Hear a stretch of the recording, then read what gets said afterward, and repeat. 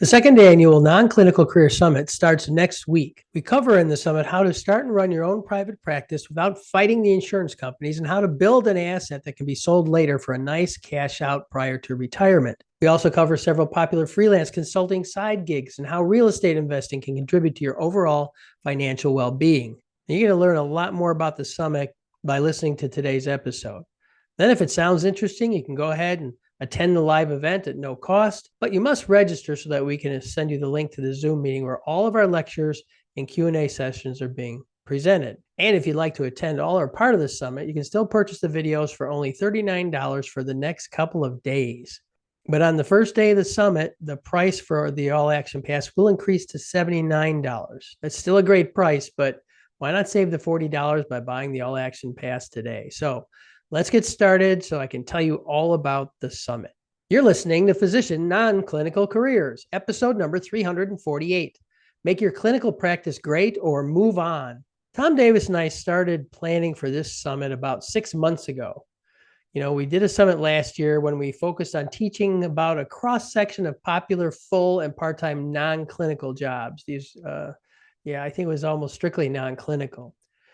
But this year, we decided to help clinicians identify work-related problems earlier, and we recruited experts with proven strategies for successfully remaining in clinical practice if that's what you want to do. We also want to provide you with the education about cash-based businesses that you can own and manage yourself, and fulfilling part-time freelance work that will provide income while you're looking for your next clinical position or as a pre-retirement side gig. Of course, before we get to that, I have a couple of important messages. I want to remind you that this podcast is sponsored by the Physician Executive MBA program at the University of Tennessee, Knoxville's Haslam College of Business. In less than one calendar year, this program will equip you with valuable business acumen and leadership development not found in the traditional medical school curriculum. Are you ready to join the longest-running physician-only MBA program in the country and a network of 1,000 PEMBA graduates? Contact Dr. Katie Ashley's office at 865-974-6526 or go to nonclinicalphysicians.com/physician MBA. Over the past few years, I've noticed that there is a backlash to the increasing stress and burnout in physicians resulting from employment by large corporations. It seems like the burnout's getting worse, and it's related to being employed, losing their autonomy, and really working in that sort of healthcare industrial complex, seeing as many patients as you can in every hour. So in response to that, I think physicians have begun to implement various strategies to prevent or address the burnout, the stress, the dissatisfaction that's coming. So these are some of the 4 trends that I have seen.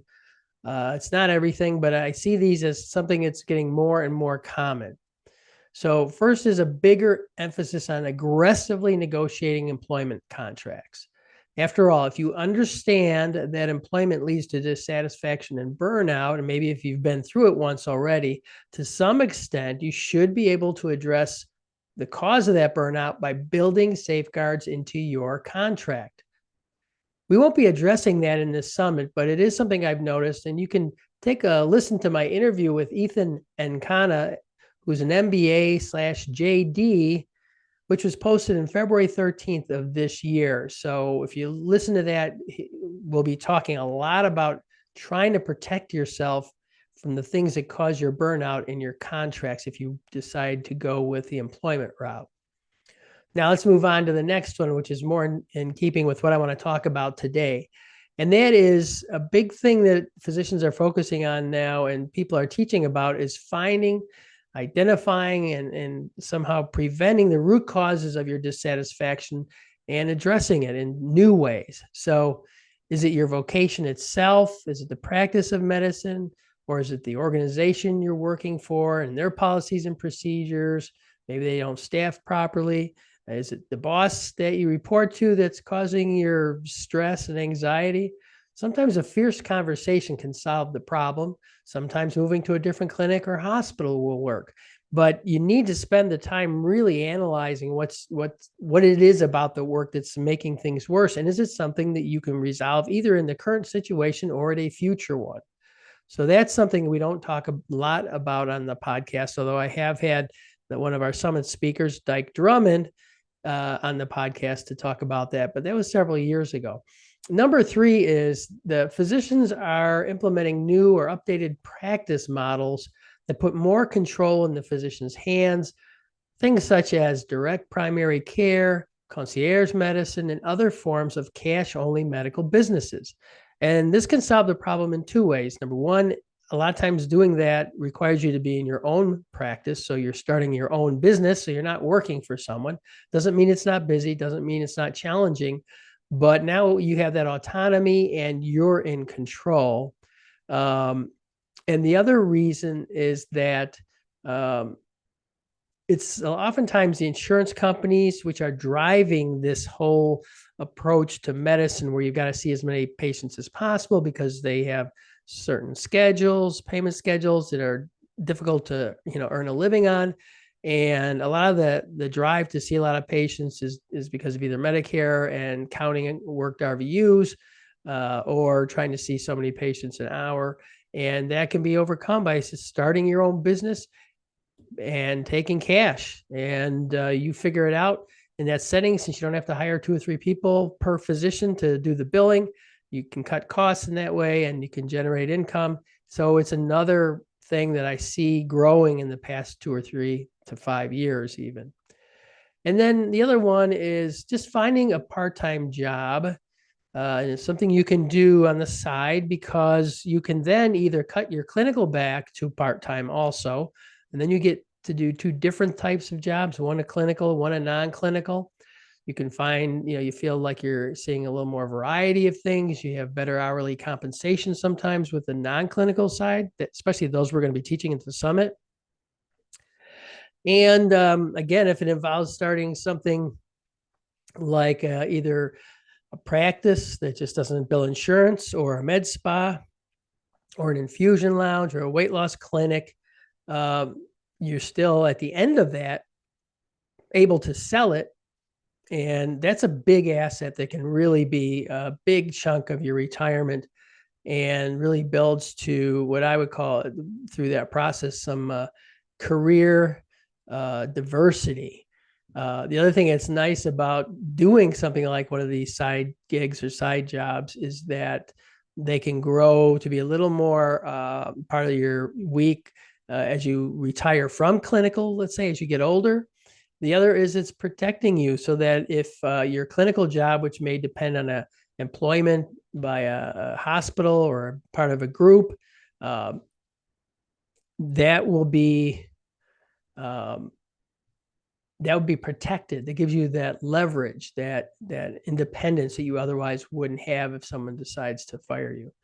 Okay, so that's why, because of those last 3 issues that I've been noticing, Tom and I both, that's why we're calling this year's summit Clinical Practice, Make It Great or Move On. So there are ways to improve your practice as it is, where it is. There are ways to improve it by moving and doing other things. And there are ways to make it better by splitting it with another non-clinical career.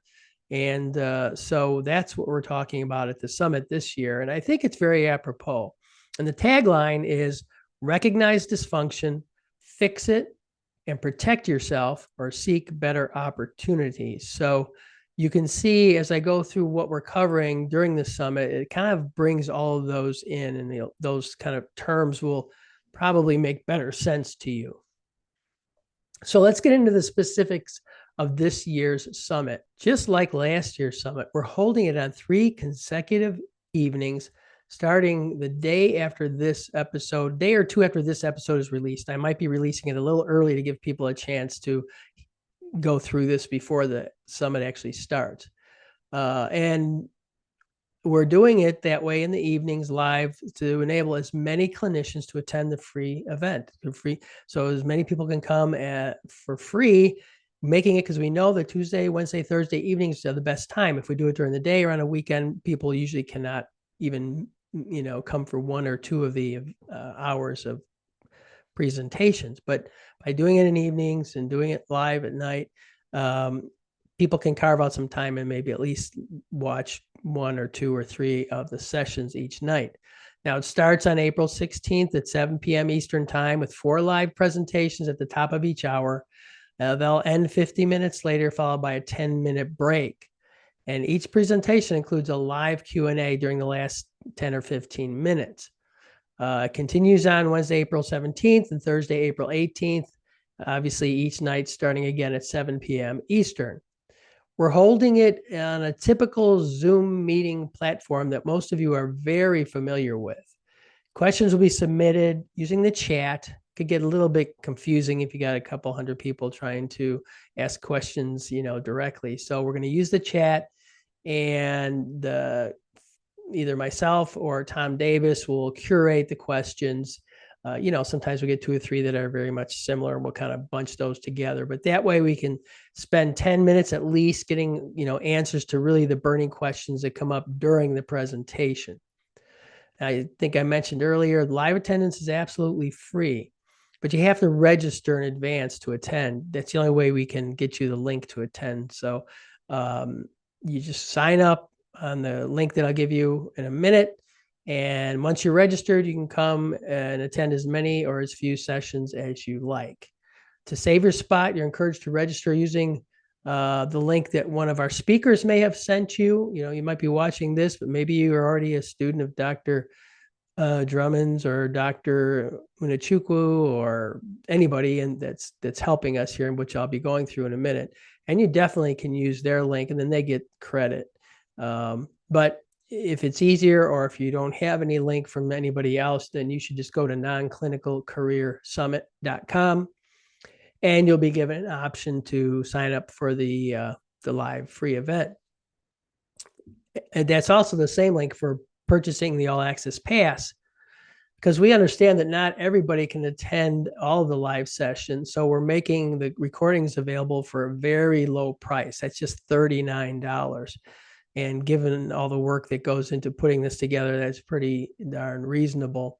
Now, it does increase on the day that the summit starts. On Thursday morning, the price goes up to $79. I'm sorry, not Thursday morning, on Tuesday morning, when the summit is starting later that day. But in the morning, it jumps to $79. That's on April 16th.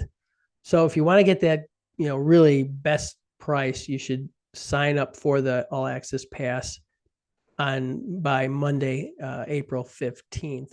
And again, it's $39. So you have to get that registration in by midnight on that date. And again, it's also available at nonclinicalcareersummit.com, or by using the any speaker's affiliate link if they're sending those out to you. All right, well, let's get into the details about the speakers and the lectures. So basically, like I said, we have 4 presentations per evening. They're all live except one is being recorded ahead of time because the speaker is actually not available during the summit. But we didn't want to not include him in this thing. So let's just start with the first one. And I'm going to say that these are not in the order in which they're being presented, but kind of in the order that they flow in my mind in terms of addressing the main thing we're trying to do for the summit. So, for example, Dr. Dyke Drummond, very well known. Happy MD is what he's known for. He's got a podcast. He's been doing this a long time. He's coached thousands of physicians. And he's going to be speaking on Tuesday night, the first night. And he's going to be answering this question: do you really need to leave clinical medicine, or is it just the job?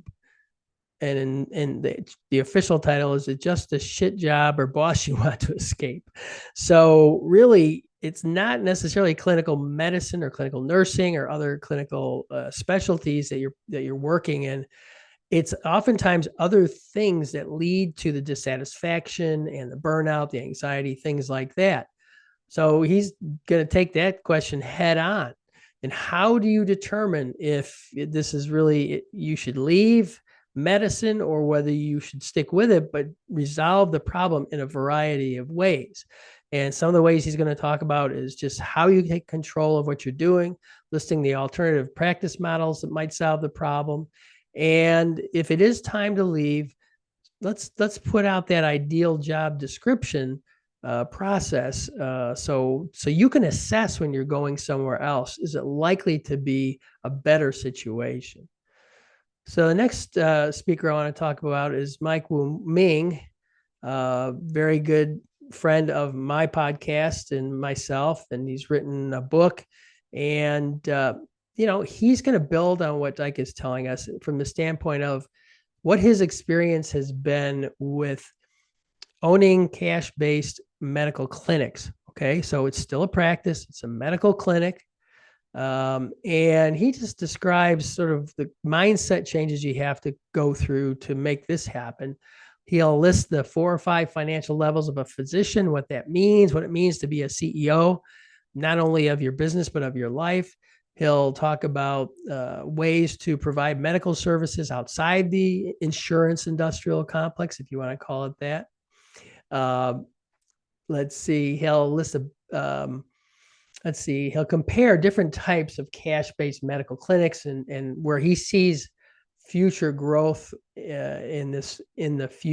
with these cash-based businesses as physicians increasingly try to opt out of that, just burdensome corporatized type of medicine. All right, the third one, again, an expert on business in general, Dr. Neka Unachukwu.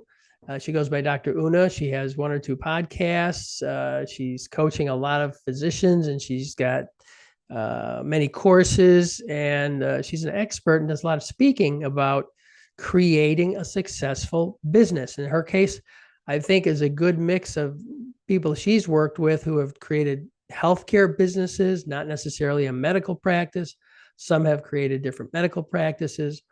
And so she's going to talk about the business practices you must adopt to be successful.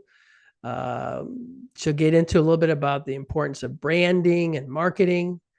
And again, she likes to focus, and I think she'll touch on this as well, how to build a practice or a business or both that has value, and then eventually sell that business for, a sizable payout or cash out at the end, which again, I've mentioned earlier, is a great way to help segue into your retirement.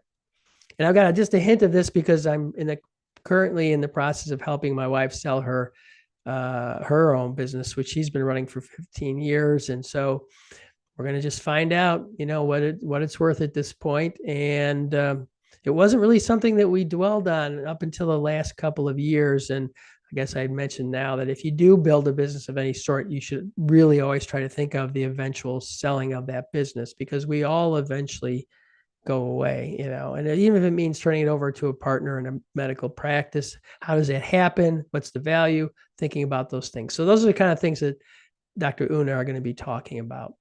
Then to kind of round that out, and from another perspective, Joe McMenamin, who just was on my podcast, I think last week. It's sometimes I don't know which episode's going to be put out, before the other, but I believe I just released that one as I'm thinking backwards and forwards as I'm recording this.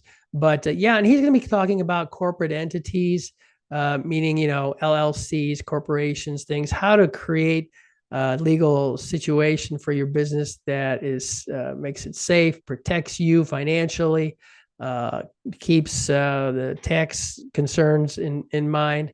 And he's also going to touch a little bit on contract negotiations or starting a new business, other things to consider besides just the corporate structure. And he'll be comparing those different legal entities that can help make your business successful. So the next is we're going to get even right into the nitty gritty of some of these cash-based businesses. Now a med spa, many physicians are familiar with. I wouldn't call that a medical practice, and I don't think you need a license to run a med spa, although it helps if you're a medical director, if you're doing procedures and obviously are licensed and you have insurance for that, malpractice insurance. But she's going to talk about this. I believe she owned her med spa for 15 years. She started it from the ground up. She grew it. She marketed it. She branded it, and she sold it.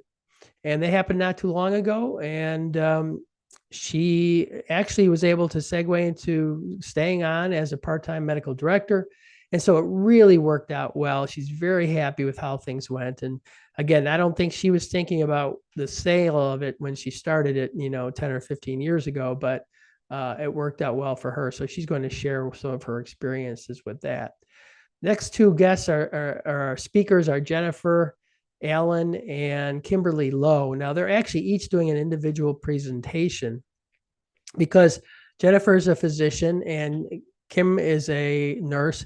They're going to discuss their particular experiences and reasons for going into starting an infusion lounge or an infusion center. And both of them will spend a little bit of time talking about what the heck is an infusion lounge. And it turns out it can be a lot of different things.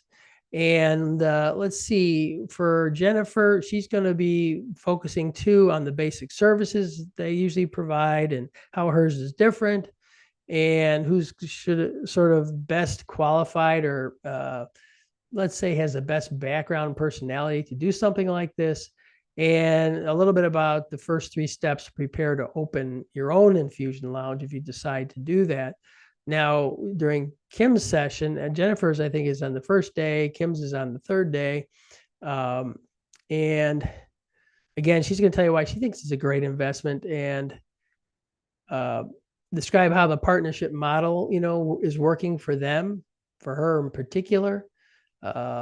She's going to hopefully mention some of the other businesses that nurses might be able to get into in healthcare that, not everything is open to a nurse, medical practice per se isn't, but even in some places as an NP or an APN, you can do something like that.